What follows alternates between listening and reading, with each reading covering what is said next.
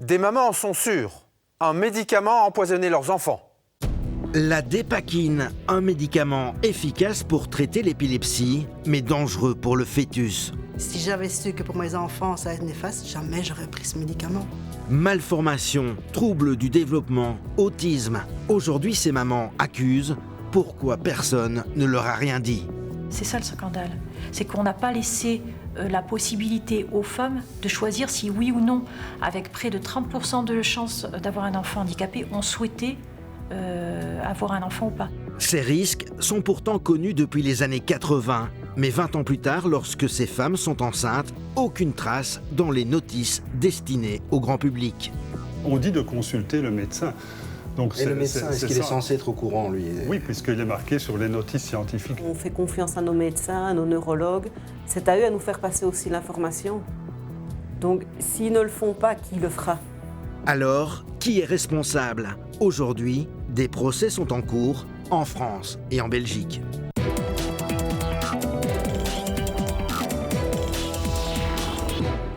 Madame, monsieur, bienvenue dans Reporter. Elles s'appellent Stéphanie, Nathalie et Marine. Ces trois mamans ont au moins deux points communs. Avoir pris un antiépileptique appelé la dépakine pendant leur grossesse et ensuite avoir mis au monde des enfants parfois profondément handicapés. À l'époque, rien ni personne ne les aurait prévenus du danger. Aujourd'hui, elles savent que cette information était pourtant connue depuis longtemps.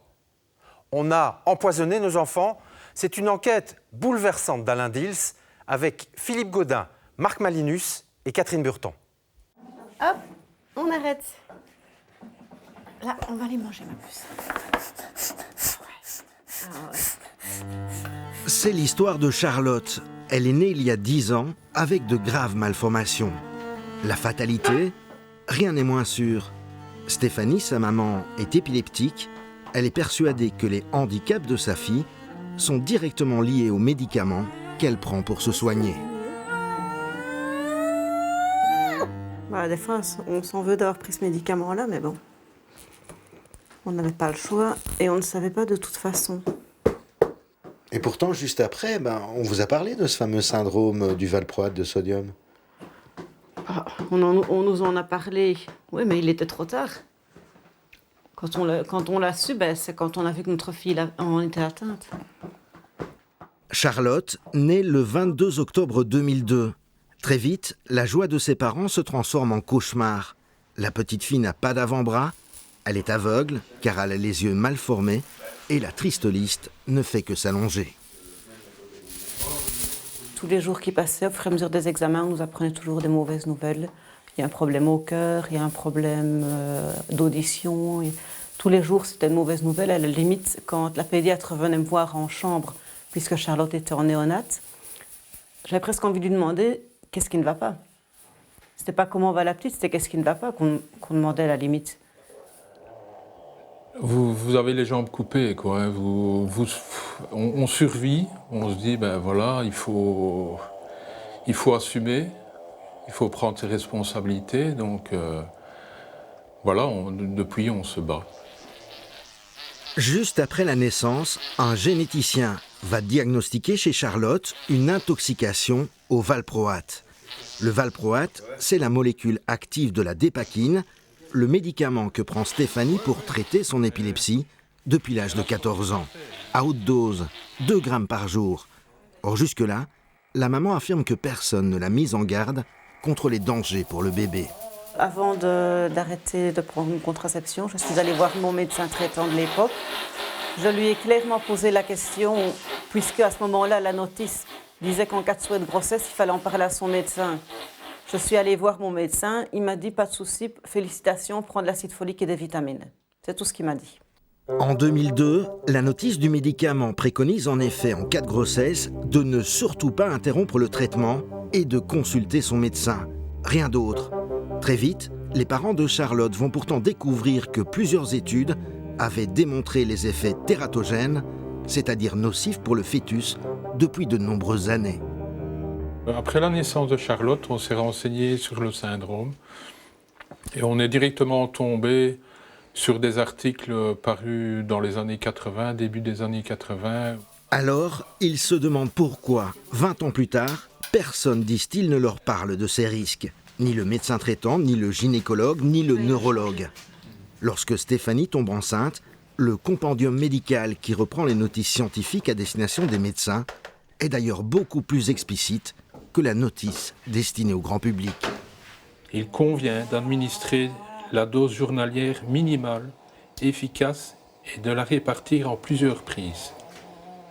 Une surveillance anténatale spécifique doit être mise en route pour déceler l'éventuelle survenue d'un syndrome malformatif. Donc en fait, quand on regarde déjà la différence entre la notice patient qui ne parle nullement de malformation et le compendium qui comprend 30 lignes, ben, il y a déjà une grande différence, quoi. 10 ans plus tard, nous avons retrouvé le généticien qui a posé le diagnostic pour Charlotte, avec cette question obsédante pour les parents. Depuis quand connaissait-on l'existence de ce syndrome, sachant que la dépakine a été mise sur le marché belge en 1970? On a eu un praticien qui a observé une série d'enfants qui présentaient le même profil de malformation et qui a décrit, je crois, en 1979, la première série d'enfants qui présentaient tantôt ce qu'on appelle une malfermeture du tube neural, c'est la spina bifida, des malformations des membres essentiellement, quelquefois une fente palatine, et donc avec, décrivait-il, déjà ils l'ont identifié au départ, des particularités morphologiques du visage. Donc là, on est fin des années 70. Voilà, oui. Mais comme toujours en médecine, il y a d'abord une publication scientifique, qui est le point de départ, et puis au départ de cela, l'information diffuse, plus ou moins rapidement, et le public est souvent le dernier à en être informé. Là, encore une fois, inutile de commenter sur le fait que les intérêts financiers qui sous-tendent la diffusion d'un médicament peuvent, dans certains cas, aller à l'encontre des intérêts de santé publique. Dans les années 2000, un autre scientifique de renom s'intéresse de très près à la dépakine. Arsène Burny préside alors la commission de cancérologie du Fonds national de la recherche scientifique. Un peu par hasard, on découvre les propriétés antitumorales du valproate qui provoquent des changements d'expression de certains gènes. La piste sera finalement abandonnée dans la lutte contre le cancer, mais le scientifique est clair, il est exclu d'y exposer un enfant en développement. Il est clair qu'une molécule, aux concentrations auxquelles on administre cette molécule pour traiter l'épilepsie, eh bien, à cette concentration-là, on modifie le niveau d'expression de toute une série de gènes. Donc, on modifie profondément le programme de développement d'un enfant qui est en train de se développer dans le ventre de sa mère. Est-ce que ces effets tératogènes sont connus depuis longtemps? Depuis une vingtaine d'années, on le soupçonne. Depuis une dizaine d'années, on en est sûr. Alors, comment expliquer la lenteur avec laquelle l'information va se diffuser? Pour tenter d'en savoir plus, nous nous rendons à l'Agence fédérale des médicaments et des produits de santé, le gendarme du secteur. Ici, dans un premier temps, on nous affirme que les notices de la dépakine ont été modifiées dès les années 80. Les cas ont été rapportés début des années 80, et comme je l'ai noté ici dans le tableau qui est à votre disposition, la première mention dans les notices chez nous, c'est 84. En fait. Mention de malformation, rare cas de malformation du tube neural lors de l'administration, donc cette spina bifida. Et sur quelle notice? Notice de la dépakine belge en 84, première mention. Et qu'est-ce qu'on marque en 84? Rare cas de malformation du tube neural. Donc sur la notice pour le public belge et du public, oui, bien sûr. Et par la suite, la notice va encore être modifiée à plusieurs reprises. Elle est modifiée en 82, 84, 87, 92, 94, 98, en 98, en 2003, j'ai mis toutes les... et 2003 et 2008. Mais de quelle notice parle-t-on exactement? Lorsque nous leur montrons celle qui était à la disposition des parents de Charlotte en 2002, revirement de situation. Sans vouloir vous embêter, est-ce que vous pouvez jeter un œil, par exemple, sur cette notice mise à jour en 2002 et voir ce qu'il est marqué concernant la grossesse?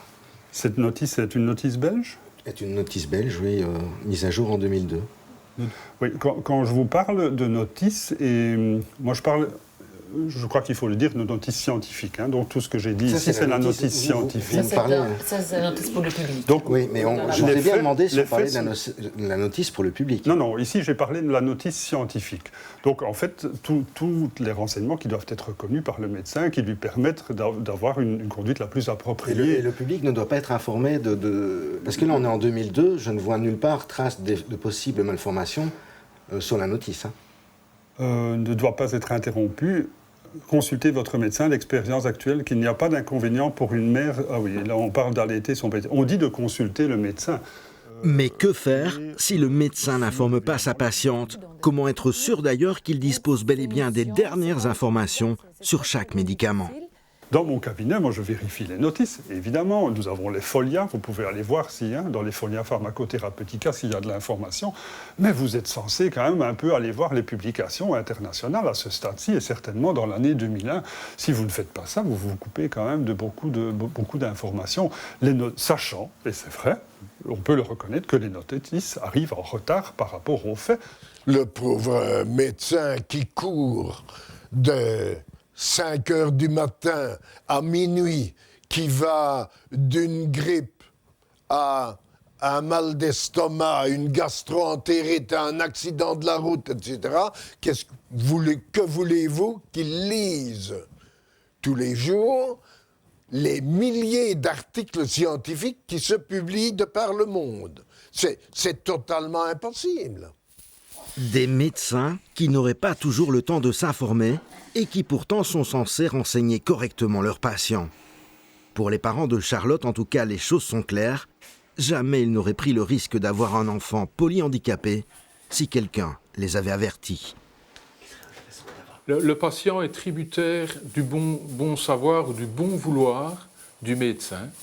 En fait, si le médecin ne prend pas la peine de se renseigner sur ce médicament-là, mais le patient, en fait, il suit ce que son médecin lui demande de faire. Donc c'est pas normal. Je trouve que c'est dommage parce que on fait confiance à nos médecins, à nos neurologues. C'est à eux à nous faire passer aussi l'information. Donc s'ils ne le font pas, qui le fera? Et si on vous avait dit que ce médicament risquait de provoquer ces malformations, qu'est-ce que vous auriez décidé? D'abord, voir s'il n'y avait pas un autre traitement qui me permettrait d'avoir un autre enfant sans risque. Mais jamais vous n'auriez souhaité avoir Charlotte si on vous avait dit? Non. Non. Parce que c'est quand même fort lourd. Alors, qui est responsable? En 2007, ils ont décidé de déposer plainte contre la firme pharmaceutique, contre l'État belge, contre le neurologue, le gynécologue et le médecin traitant. Les médecins, déjà, tous les trois indépendamment, je leur avais posé la question de savoir s'il n'y avait pas de problème en cas de grossesse sous dépakine. Tous les trois m'ont dit qu'il n'y avait pas de souci. Concernant la firme, c'est quand même elle qui guide un peu, je suppose, pour les notices. La notice n'était vraiment pas claire pour le patient. La preuve qu'il y a, à mon avis, certainement d'autres cas que le nôtre, c'est qu'entre-temps, à force de faire du forcing, la notice a été remaniée et changée 2 fois.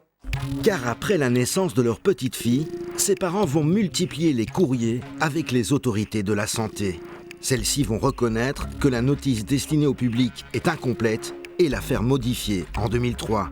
Depuis, cette notice a encore été remaniée à plusieurs reprises. Aujourd'hui, elle contre-indique clairement le médicament en cas de grossesse. Outre le risque accru d'anomalies congénitales, elle mentionne aussi de possibles troubles du développement et des troubles liés à l'autisme. En fait, c'est scandaleux parce que si on regarde Charlotte à 10 ans, sur 10 ans de temps, ils passent d'une notice très lacunaire où ils mettent continuez, allez-y, continuez votre traitement en cas de grossesse. Et maintenant, ils contre-indiquent complètement la dépakine en cas de grossesse. Donc, C'est d'ailleurs à la lecture d'une des dernières versions de cette notice que Nathalie Ramdank va, elle aussi, commencer à se poser beaucoup de questions. Elle prend de la dépakine depuis l'âge de